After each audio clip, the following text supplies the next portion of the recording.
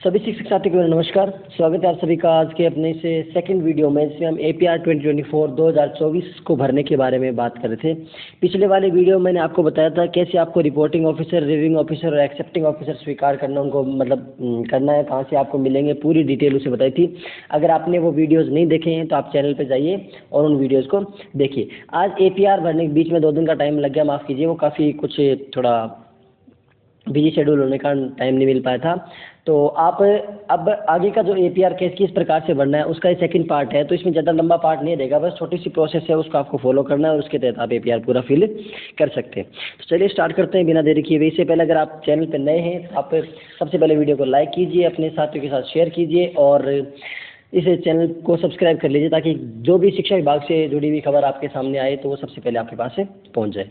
तो स्टार्ट करते हैं अब आज का सेशन बिना टाइम गवाए हुए। तो इसमें आपको मैंने बताया था कि आप उसमें जैसे ही वहाँ पर तीनों ऑफिसर्स को सिलेक्ट करने के बाद उसके लेफ्ट साइड में, राइट साइड में वहाँ पे आपको आएगा फिल एप्लीकेशन। तो उस पर जैसे ही आप क्लिक करोगे तो आपके सामने इस प्रकार का फॉर्मेट खुल जाएगा। इस फॉर्मेट में ऊपर आपकी डिटेल दी होगी, नीचे आपको ये दिया होगा कि आपको कितना लक्ष्य मिला था, निर्धारित लक्ष्य कितना था, आपने कितना अचीव किया और उसमें आपका क्या विशेष योगदान रहा। तो निर्धारित लक्ष्य हमेशा 100% होता था, आपको 100% लक्ष्य निर्धारित करना है।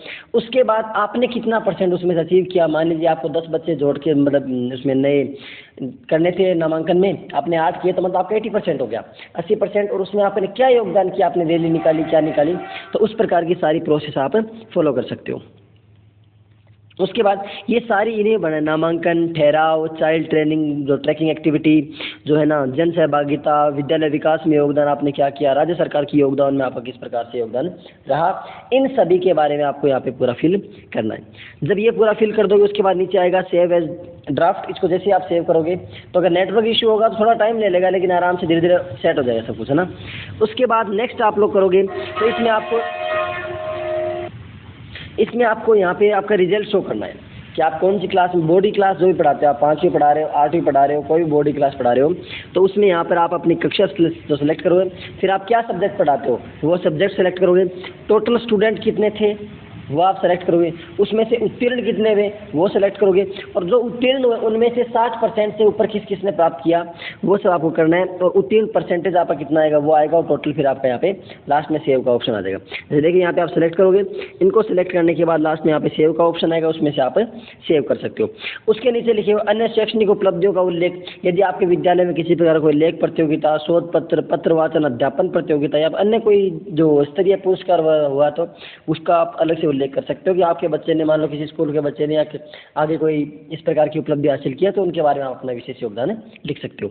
ओके, उसके बाद ये आपको फिल जरूर करना है। अगर आपने कोई नहीं लिया तो उसके बारे में लिख दीजिए कि हमने किसी प्रकार की उपलब्धि नहीं ली है, इनमें आपको फिल जरूर करना है।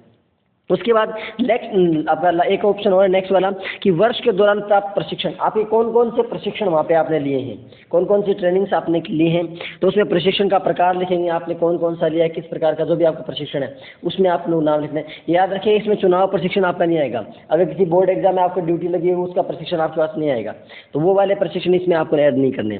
तो सबसे पहले यहाँ पे आप प्रशिक्षण लिखोगे, फिर उसके बाद उसकी अवधि कितने दिन का था, 1 दिन का था, 2 दिन का था, 3 दिन का, 4 दिन, जितने दिन, वो अवधि आ जाएगी। प्रशिक्षण से आपने क्या अचीव किया वो उसके अंदर लिखना है, उपलब्धियों के अंदर, और फिर इसको सेव कर देना है। एक प्रशिक्षण लिया तो एक बार सेव कर दीजिए, अगर आपने अलग अलग प्रशिक्षण लिए तो फिर दूसरा लिखिए, उसको सेव कीजिए, तीसरा लिखिए, उसको सेव कीजिए। इस प्रकार से प्रशिक्षण आप इसमें लिख सकते हो। अंततः प्रतिवेदित अधिकारी द्वारा किए गए विशेष कार्यों का संक्षिप्त विवरण, अगर मतलब आपने कोई भी विशेष कार्य, आपको जो प्रतिवेदित अधिकारी है उसके बारे में आपको अपनी डिटेल्स लिख रहे किस प्रकार से उन्होंने क्या कुछ किया है। ओके, ये जब सारी प्रोसेस हो जाए तो उसके बाद आपको इसको सबमिट करना है। जैसे आप सबमिट करोगे, सबमिट करने के बाद आपके इस प्रकार का आएगा कि please make sure that information, ये सारी आपके मतलब APR जो इसमें इन्फॉर्मेशन दी है वो सारी सही होंगी या सारी चीज़ें ये जांच करोगे। इसमें आप जैसे आप ओके का क्लिक करोगे, फिर आप फाइनल सबमिट करने के लिए जाओगे, लॉक करने के लिए। इसमें आपको देखिए लॉक का ऑप्शन मिलेगा यहाँ पे, ये आप जैसे लॉक वाले ऑप्शन पे करोगे, for finish and lock APR click here, आप जैसे लॉक वाले पे करोगे ये आपसे मांगेगा कि आर यू श्योर, क्या आप श्योर हैं कि इसको लॉक करने, क्योंकि लॉक करने के बाद इसे किसी प्रकार का कोई संशोधन नहीं हो सकता। जैसे ही आप इसमें ओके पे क्लिक करोगे आपके सामने इस प्रकार की स्क्रीन आएगी, जिसमें आपका मोबाइल नंबर होंगे ऊपर, और फिर आपको चिकित्सा परीक्षण अपलोड करना है कि आपने किसी प्रकार का मेडिकल अगर वो चिकित्सा परीक्षण करवाया है तो उसके आप यहाँ पे लिख सकते हो। अगर आपने करवाया तो यस, नहीं करवाया तो नो। इसको फिर करके सेव मेडिकल स्टेटस पे कर दोगे। फिर उसके बाद इसमें सेंड OTP पे आएगा। ये देखिए मेडिकल जो है ना वो सारा हो गया। उसके बाद सेंड OTP, जैसे ही आप OTP भेजोगे आपके मोबाइल नंबर पे OTP जाएगा, जो आपके रजिस्टर्ड मोबाइल नंबर हैं उन पे आपका OTP जाएगा।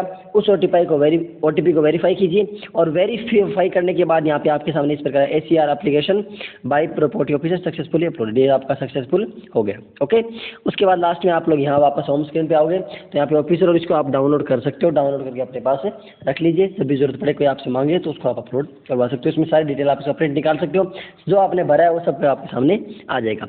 इसके बाद आप पिछले पार्ट में मैंने आपको बताया था किस प्रकार से ऑफिसर्स वगैरह सिलेक्ट करने हैं, और इस पार्ट में मैंने ये बता दिया कि आपको एप्लीकेशन कैसे फिल करना है। तो बीच में 2 दिन का समय लगा, वो कोई व्यक्तिगत कारणों से लगा, उसके लिए माफ़ी चाहता हूँ। हो सकता है मतलब सबने डाल दिया हो, लेकिन फिर भी फर्ज तो बनता है कि कुछ ऐसे हों साथी जो हमारे भरोसे बैठे हों तो उनका। और अब इतना वीडियो आपने देखा उसके लिए आपका बहुत बहुत धन्यवाद। वीडियो को आप लाइक कीजिए, शेयर कीजिए, और अगर चैनल पर नए हैं तो आप इसको सब्सक्राइब कर लीजिए, ताकि जो भी शिक्षा विभाग से जुड़ी हुई खबरें आए वो सबसे पहले आपके पास पहुँच सके। Thank you for watching. जय हिंद, जय भारत।